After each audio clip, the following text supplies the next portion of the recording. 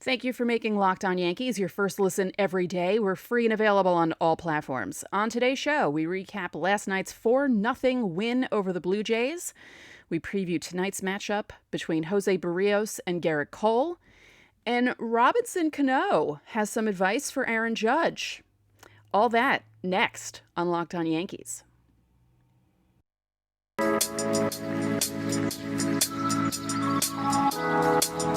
You are Locked On Yankees, your daily New York Yankees podcast. Part of the Locked On Podcast Network, your team every day.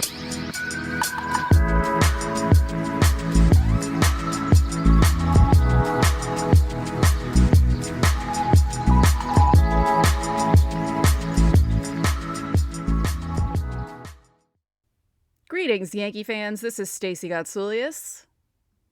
There I am, of Locked On Yankees. Welcome to the show. It's Wednesday, April 13th, 2022. You can find us on Twitter and Instagram at Locked On Yankees, all one word. You can listen to us on every podcasting platform available, including Apple, Odyssey, Spotify, and Stitcher. You can watch and subscribe to us on YouTube. And when you get into your car, you can tell your smart device to play podcast Locked On Yankees. So last night was a pleasant surprise for me. I'm sure it was for you. After the offense couldn't get anything done against Boston in big opportunities on Sunday, couldn't get anything done on Monday, they come out and score 4 runs. Not that 4 runs is that big a deal. It's not like they scored 8. But who was the first person to score those runs? Who was the one that made it happen? Aaron Hicks. Who told you not to panic about Aaron Hicks? If you're not watching on YouTube, I just pointed to myself. It's April. Don't panic. It's too soon to panic. It's too soon. It's too soon. Anyway, he hit a 2-run home run, put the Yankees up 2-0. That was really all they needed. Yankees pitching has been pretty damn impressive, especially the bullpen. Now, the bullpen had to work a little longer. Last night, Nestor Cortes only lasted 4 1/3, but he looked good in those 4 1/3 innings. And the bullpen did what the Yankees bullpen has been doing all season so far. 5 games, small sample size, but they're looking really good. Now, I don't expect them to be this good for the entire season. They'll have blips. It's a bullpen. It happens. Plus, with the way the starters have not lasted longer than 5 innings, Jameson Taillon's the only one that made it that far. And they're not off till Monday. So we'll see what happens tonight with Garrett Cole. But let's talk about last night first. And then we'll talk about Garrett Cole. And we'll also talk about how the Yankees really need to not do anything to piss him off like they did on opening day.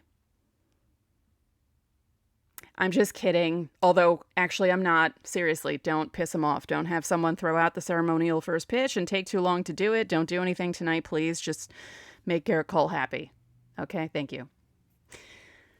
Oh, so ridiculous. Honestly, that whole thing was ridiculous. I still can't believe he got mad at that stuff, but he's a fiery guy. He's the ace. You want him to be happy. So anything that you can do to make Garrett Cole happy, just do it. So let's go through everything that the Yankees did last night. Well, they had 7 hits. That's good. Blue Jays only had 5. Again, they held the Blue Jays to no runs. That's a big deal. It really is. That lineup is frightening when you look at it. Not that the Yankees lineup is anything to sneeze at. I spoke about that on either yesterday's show or the day before.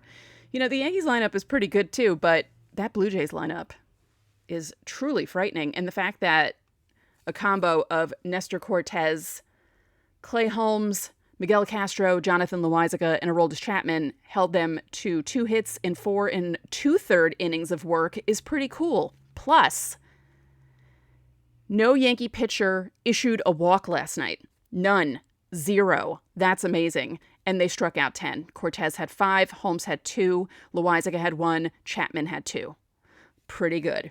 Now, I said on yesterday's show that the Yankees had a habit of either looking pretty good against Yusei Kikuchi or looking horrible. Last night they looked pretty good, and he only lasted 3 1/3 innings.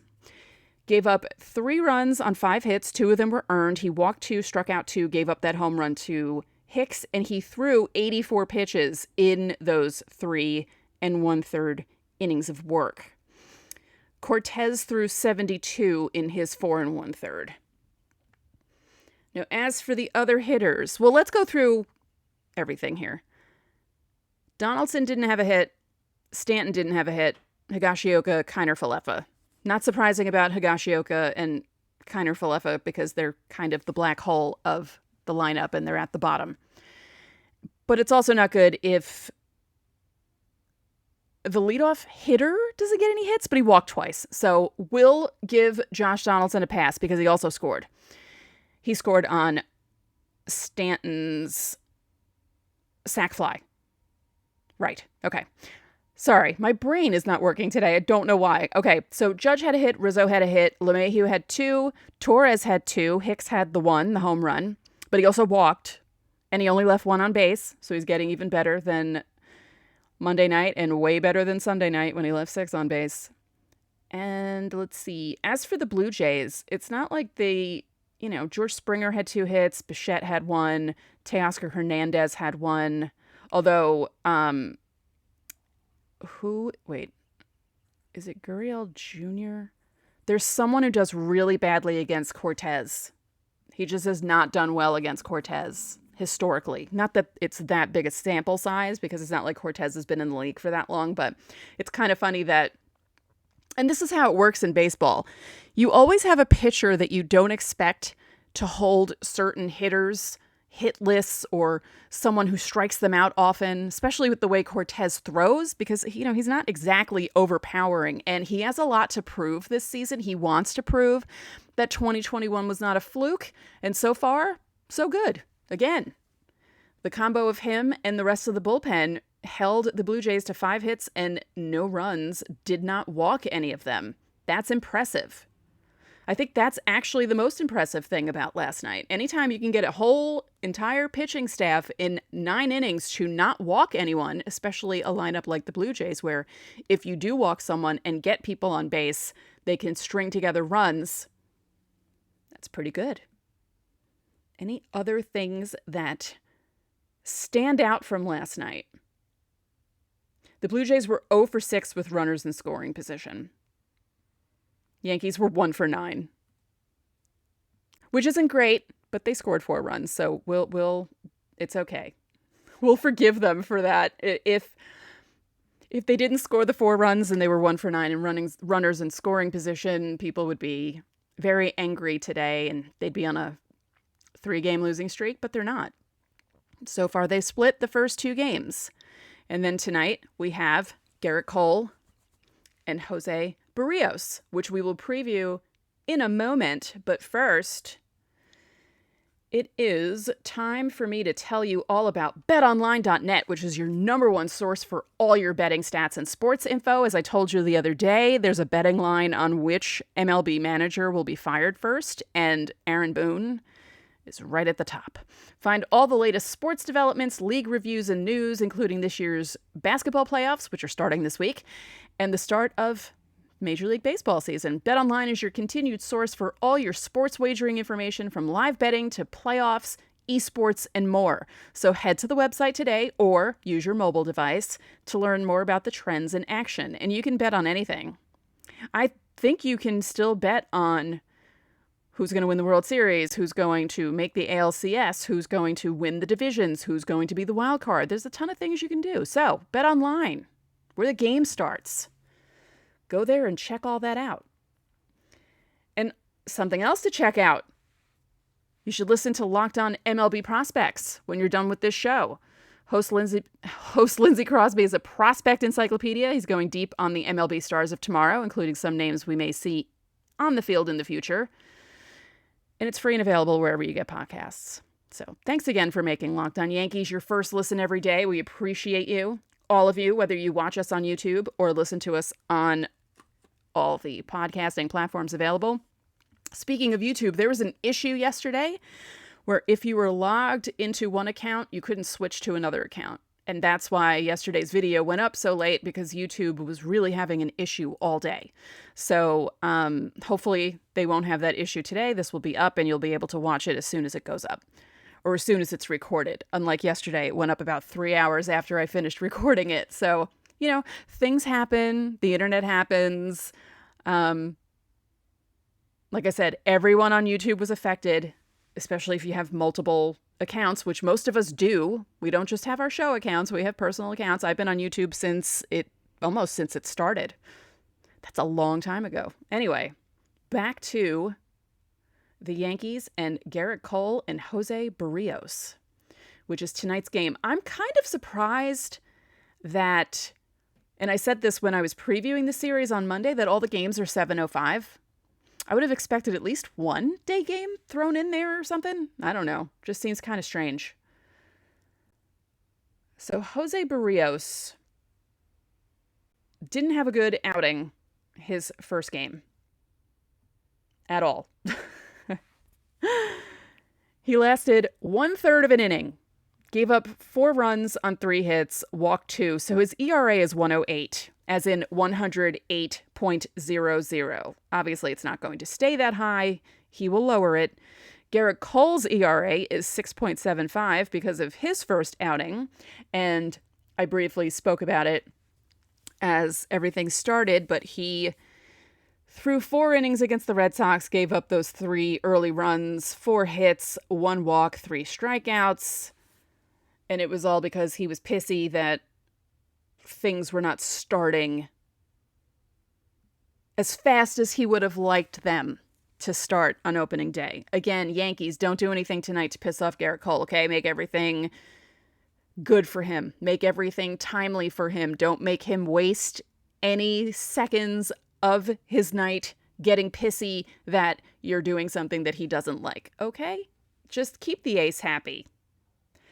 Now we have the lineups because I'm recording this at 4:13. So for the Blue Jays, Springer, Bichette, Vlad Jr., Teoscar Hernandez, Gurriel Jr., Alejandro Kirk, Matt Chapman, Raimel Tapia, and Santiago Espinal. For the Yankees, Rizzo, Judge, Donaldson, Gallo, LeMahieu, Torres, Hicks, Kiner-Falefa, Higashioka.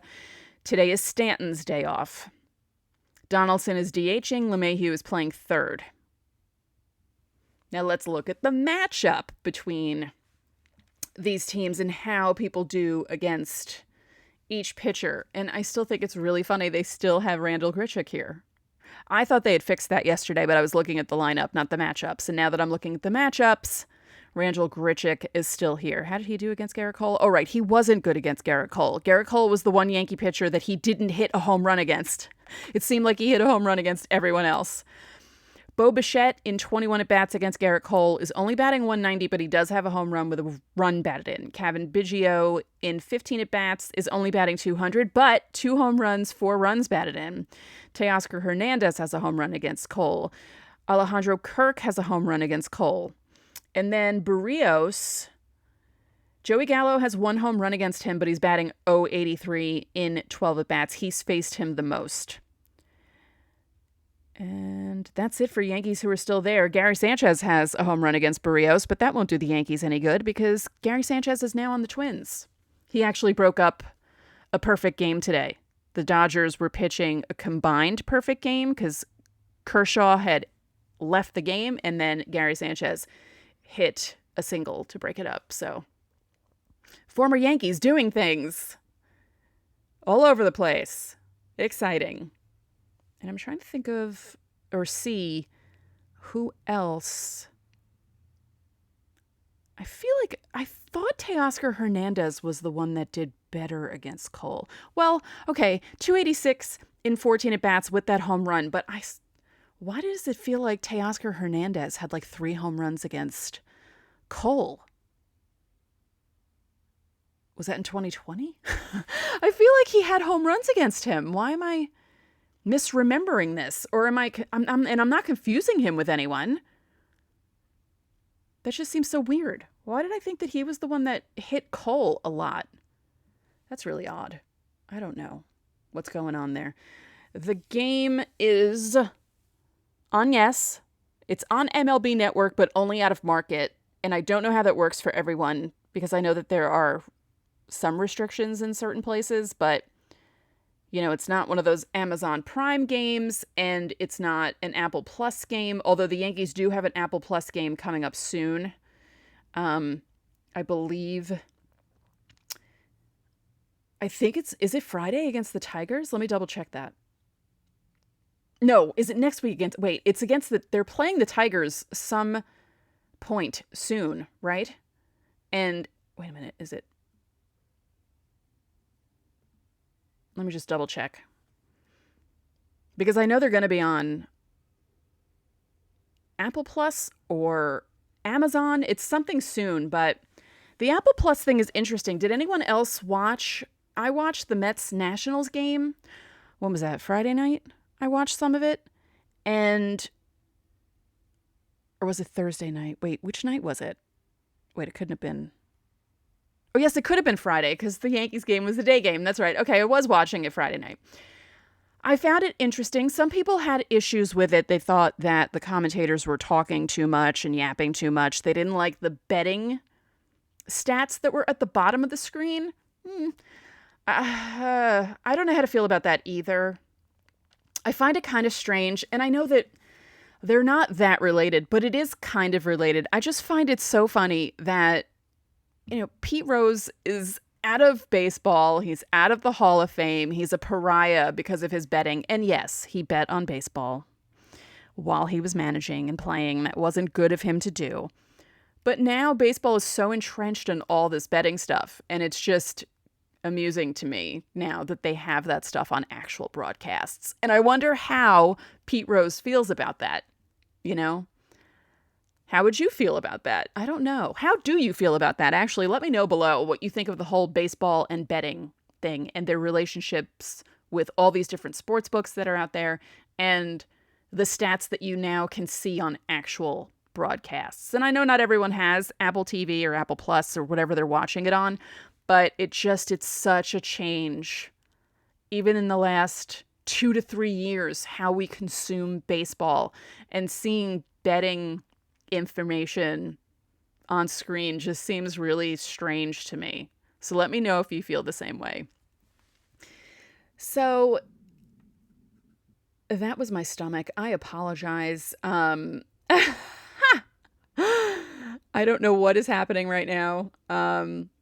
And unfortunately, because my mic is right here, my mic picks everything up. I don't have my window open because even though it's very lovely here in New York, spring has sprung. We have lawn companies outside, and it's very loud. And I just don't want to deal with that noise. I thought I had the Robinson Cano thing up for Aaron Judge. Where did I have it? Oh, I have it on my phone. Okay, never mind. Is it Wednesday or Monday? Like, really, what's happening? Okay. Robinson Cano knows what Aaron Judge is going through right now.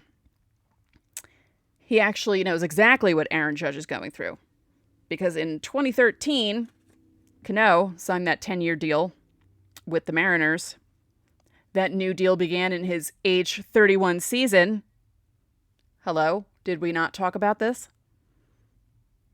So he has advice for Judge. And, Cano played with the Yankees a long time before he signed that deal. He came up in May of 2005. Was that when him and Wong came up, right?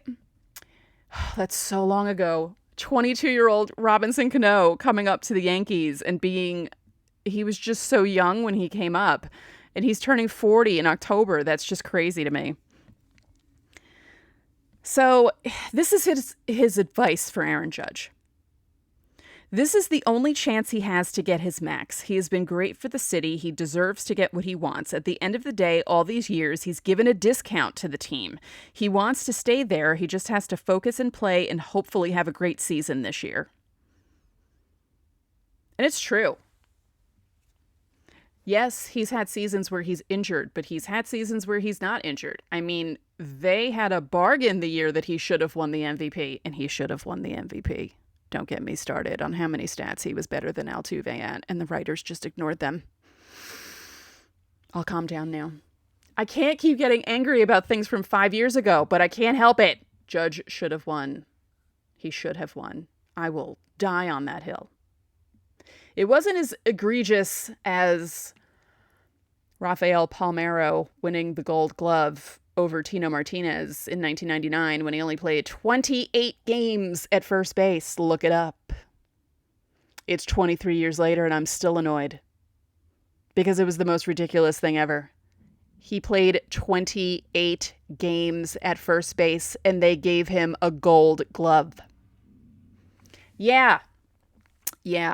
These are the things that piss me off.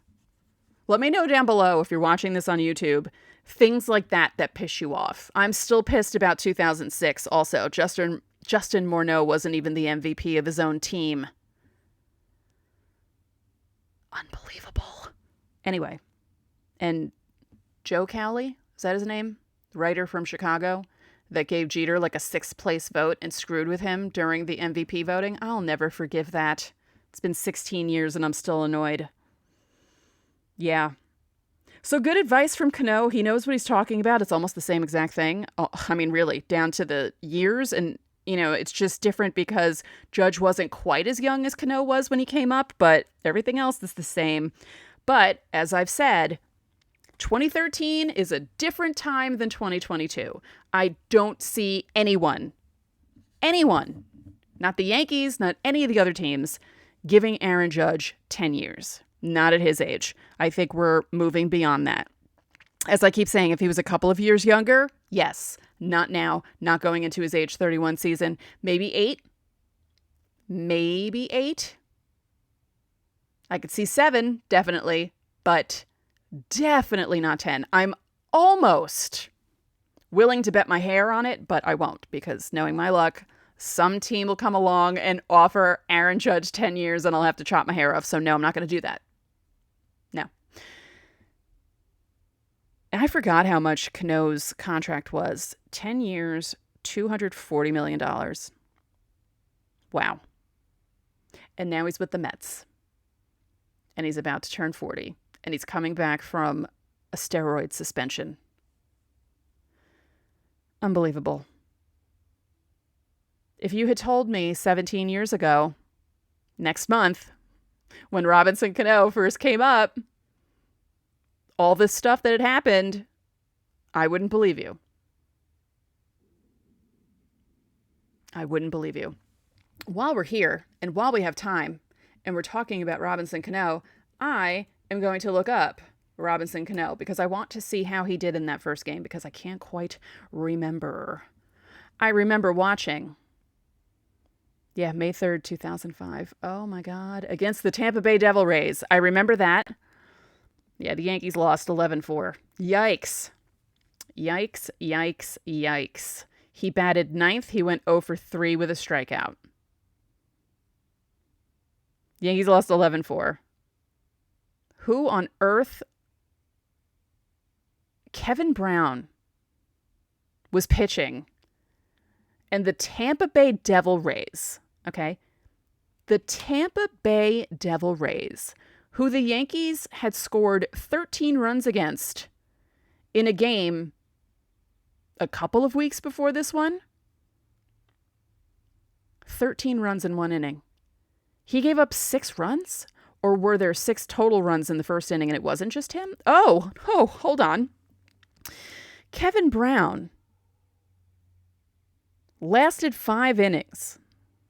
He gave up 8 runs on 13 hits and struck out 2. No home runs. No Yankee starter or reliever in that game. He's the only starter. You know what I mean? Pitcher. None of them gave up home runs. Holy cow. Let's see. Wait, I have to see what happened in the bottom of the first of this game because this is ridiculous. Alex Sanchez hit a single. Julio Lugo was up. Brown uncorked a wild pitch. So Sanchez made it to second.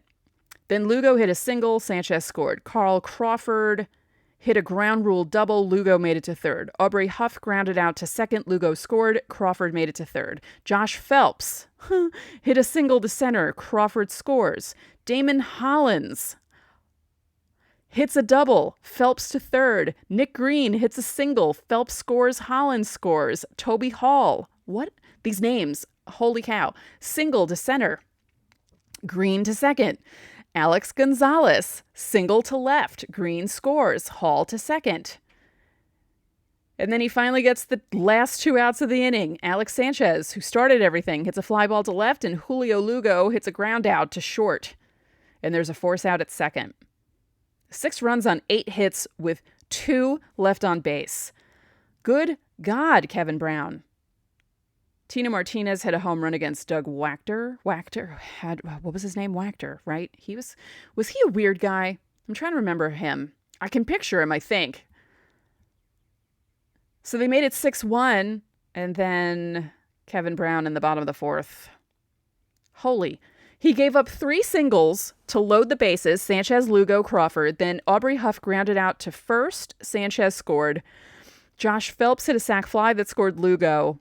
And the Devil Rays went up 8-1. And Kevin Brown kept pitching. That's so funny. Joe Torre was like, yeah, just stay in there. We're not going to win this. Who cares? Or maybe he thought, it's the Devil Rays. Maybe we'll score 13 runs against them again. And that didn't happen. Wow. I'm trying to remember, because I know I watched that game. I was on a message board back then, and we were watching for Cano's debut. And so I know I watched that game, and I don't really remember Kevin Brown being so horrible in that game. I remember him being horrible in certain games, but specifically that one, no. No, that's funny.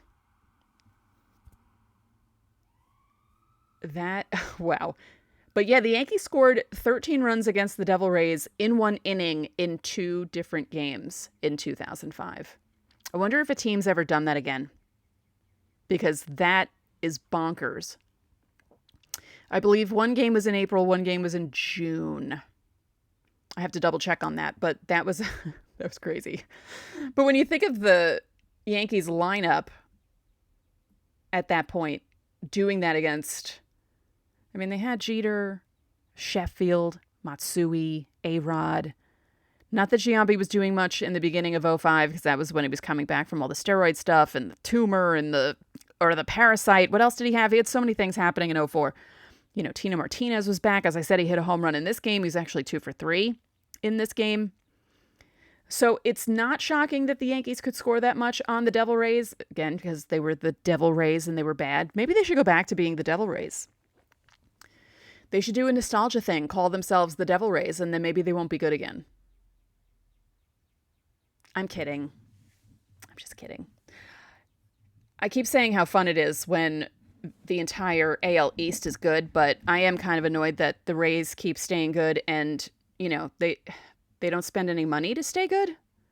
They're getting away with not spending money. Some teams can't do that, but the Rays, for some reason, that system they have there and all the people they have on the lower levels, it's like they're growing them in a lab or something. It's just very strange. So tonight, Garrett Cole against Jose Barrios. The Yankees are looking to maybe start a new winning streak, because 1 game does not constitute a streak. 2 doesn't really either, actually. So they need to win tonight and then tomorrow. But we'll see what happens. So that's it for this episode of Locked On Yankees, which is part of the Locked On Podcast Network, your team every day. I'd like to remind you, you can listen to the show in Apple Podcasts, Google Podcasts, Odyssey, Spotify, Stitcher, or anywhere else you get your podcasts. You can watch and subscribe to us on YouTube. And thank you for getting us past 1,000. You guys are the best. And when you get into your car, you can tell your smart device to play podcast Locked On MLB. Now make your second listen of the day Locked On MLB. Paul Francis Sullivan, please call him Sully, brings you his unique perspective on the major leagues, both past and present. It's free and available wherever you get podcasts. One more thing, if you could be so kind, please rate the podcast and spread the word about this podcast to your fellow Yankee fans. We would really appreciate it. So enjoy your Wednesday. It's Wednesday, and we'll talk to you all tomorrow.